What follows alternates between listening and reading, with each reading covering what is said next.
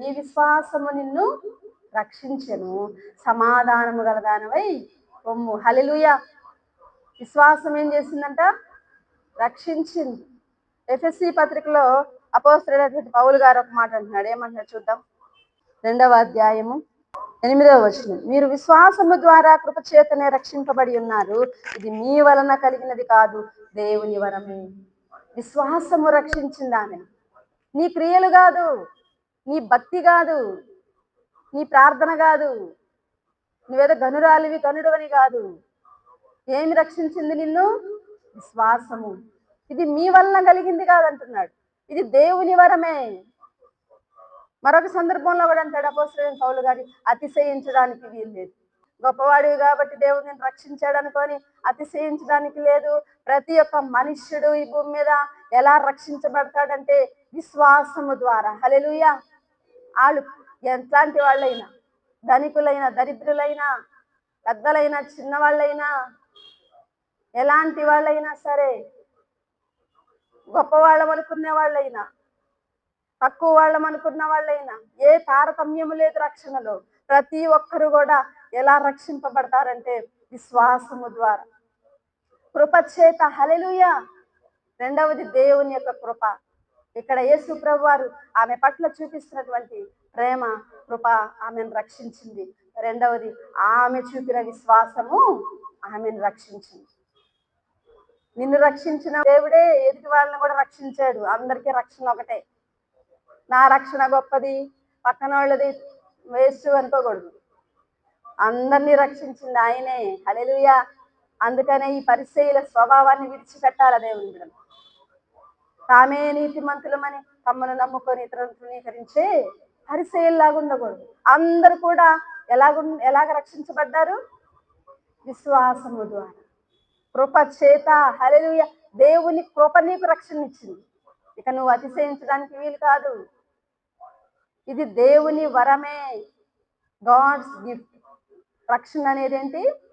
దేవుడిచ్చినటువంటి వరము. నేను ధనికుడిని కాబట్టి నాకు రక్షణ ఇచ్చాడు, నేను గొప్ప జ్ఞానవంతురాలను కాబట్టి రక్షణ ఇచ్చాడు, నేను పరిశుద్ధురాలను కాబట్టి రక్షణ. ఇవన్నీ కొట్టివేవ, ఏమీ లేవు. అతిశయ కారణాలు. అందరూ పాపులే, దేవుడు అనుగ్రహించు మహిమను పొందలేని వారే. ఎవరైతే తగ్గించుకొని పాప క్షమాపణ పొందుతారో దేవుడు వాళ్ళకి వరముగా ఏమిస్తున్నాడు? ఆయన యొక్క నీతి. హల్లెలూయా. గిఫ్ట్ ఆఫ్ రైచియస్నెస్, నీతి అనే దానాన్ని ఇచ్చి నిన్ను నీతిమంతురాలుగా తీర్చాడు. దేవుడిచ్చినటువంటి దానం అది. ఆయన దానం చేశాడంట. ఏం దానం చేశాడు?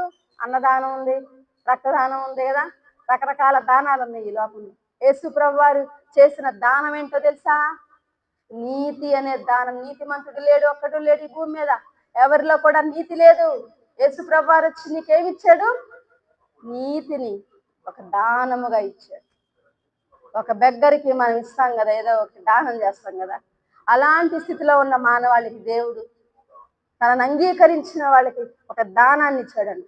రోమీయులకు రాసిన పత్రిక 5వ అధ్యాయము 17వ వచనం.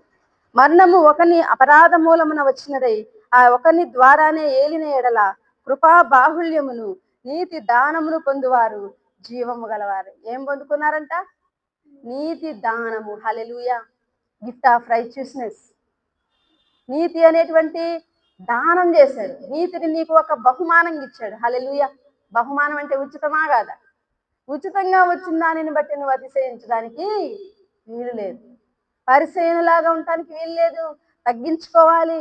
ఈ పాపాత్మురాలైన స్త్రీ వలె తగ్గించుకోవాలి, సుంకరి వలె తగ్గించుకోవాలి, సమరయ స్త్రీ వలె తగ్గించుకోవాలి. అప్పుడే నీవు రక్షింపబడతావు.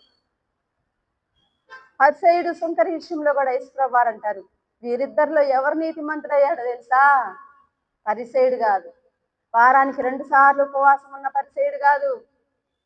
ప్రతి నెల దశంభాగం ఇచ్చిన పరిసయ్యుడు కాదు. ఇంకా తన యొక్క విధులన్నీ, ధర్మశాస్త్ర విధులన్నీ నెరవేర్చిన పరిసయ్యుడు కాదు.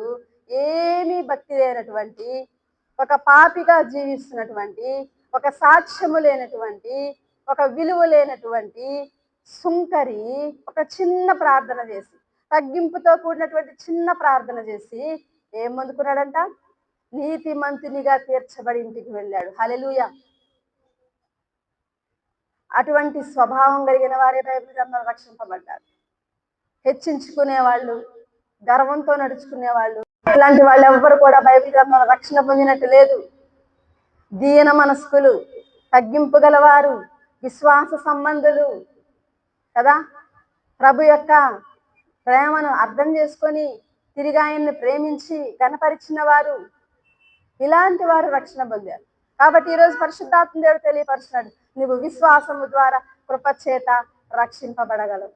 ఎటువంటి పాప స్థితిలో నీవున్నా, ఎటువంటి శాపగ్రస్తమైన స్థితిలో నీవున్నా, యేసు ప్రభు వారి యొక్క రక్తము సిద్ధంగా ఉంది నీ పాపాలను కడగడానికి.